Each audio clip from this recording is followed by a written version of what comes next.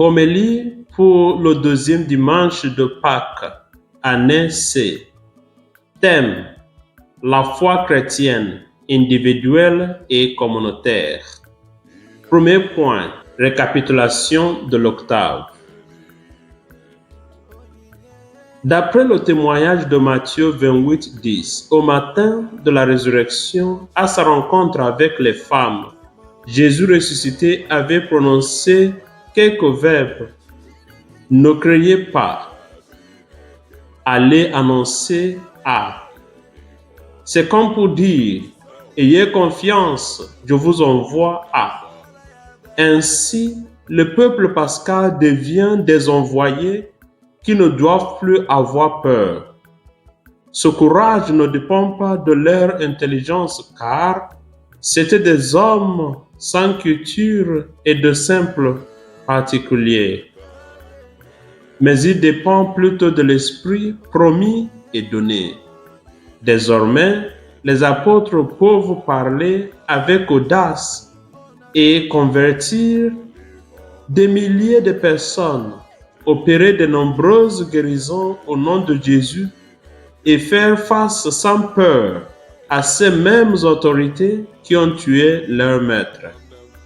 Ce sont là les témoignages qui nous ont accompagnés pendant cette octave de Pâques qui s'achève aujourd'hui. Deuxième point, une communauté de foi.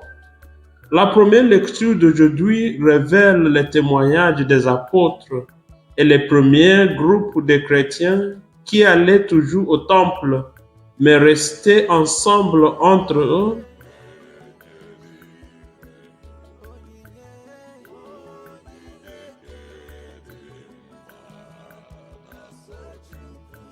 La première lecture d'aujourd'hui révèle les témoignages des apôtres et les premiers groupes de chrétiens qui allaient toujours au temple, restaient ensemble entre eux, mais à part des autres juifs.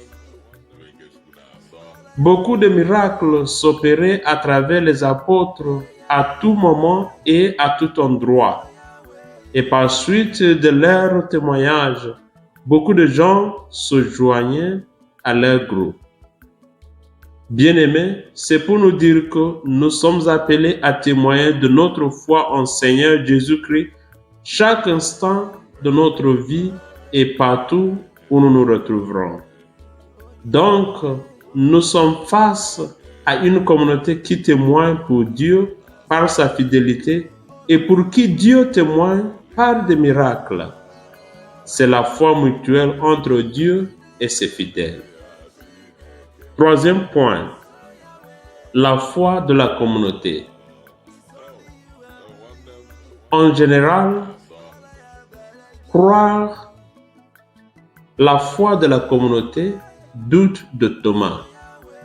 En général, croire, c'est une conviction individuelle.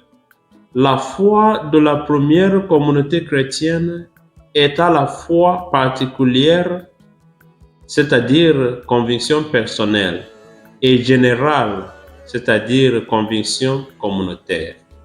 Quand on est nombreux à avoir la même croyance, on se met ensemble pour se soutenir. C'est cette foi d'ensemble qui manquait à Thomas. Comment vivre dans la communauté des croyants sans croire? On est intrus. Sur le chemin de la foi, on ne peut jamais marcher seul, car nul n'a une maturité parfaite sur cette matière. C'est pourquoi le rassemblement des chrétiens, c'est-à-dire le culte d'ensemble, notamment le dimanche, est indispensable pour l'entretien de la vie de foi, nous dit Hébreux chapitre 10, verset 25. Thomas a manqué de confiance au témoignage des femmes, de Pierre, des deux disciples d'Emmaüs et du reste. Seule son expérience va compter. Quelle autosuffisance capable d'aboutir à l'apostasie ou au schisme, bref, à la destruction de la communauté naissante. Quatrième point, un doute bienheureux. Cependant, il faudrait comprendre l'argument de Thomas comme la réaction d'un homme traumatisé. La passion de Jésus a été un événement très bouleversant pour tous. Quoi que l'on puisse lui reprocher, le témoignage de Thomas ne serait jamais complet s'il n'avait pas fait l'expérience personnelle du Seigneur ressuscité. C'est ainsi que son doute a été d'un grand prix, car des doutes potentiels ont été dissipés et il est désormais clair que nous sommes parmi le peuple de bienheureux, puisque heureux ceux qui croient sans avoir vu, nous dit le Seigneur. Pierre nous dira plus tard dans sa première lettre, chapitre 1, versets 3 à 9, « Lui, vous l'aimez sans l'avoir vu. En lui, sans le voir encore, vous mettez votre foi. Vous exultez d'une joie inexprimable et remplie de gloire, car vous allez obtenir le salut des âmes qui est l'aboutissement de votre foi. » Oui, chers frères et sœurs, sans l'avoir vu, nous l'appelons comme Thomas, mon Seigneur et mon Dieu. Cinquième point. Et nous, aujourd'hui, ne sommes-nous pas aussi comme Thomas quand nous sommes désespérés à cause de certaines situations de la vie, problèmes familiaux, financiers et d'autres événements douloureux ou bouleversants? Certains ont même perdu la foi à cause des malheurs et des injustices qu'ils vivent alors que Dieu demeure silencieux. Parfois, nous travaillons contre la communauté, c'est-à-dire l'Église, parce que certaines décisions ou doctrines ne nous favorisent pas, ou parce que nous ne faisons pas confiance aux dirigeants, croyant que nous sommes meilleurs qu'eux. En conclusion, chers frères et sœurs, le plus grand témoignage que nous pouvons rendre au Christ ressuscité, c'est la foi. Une foi qui s'exprime par l'amour des autres, dans l'abandon total à Dieu, en nous nourrissant de sa parole et l'Eucharistie.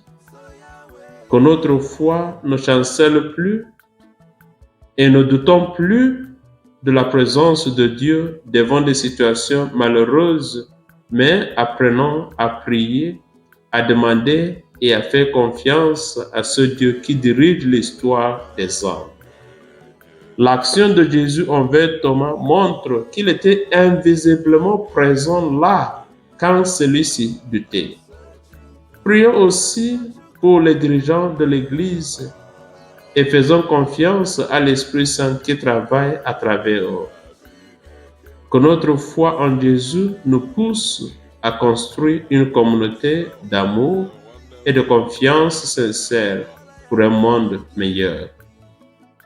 Que Dieu bénisse sa parole dans notre cœur, au nom du Père et du Fils et du Saint-Esprit. Amen. Nous sommes un peuple pascal. Alléluia est notre chant.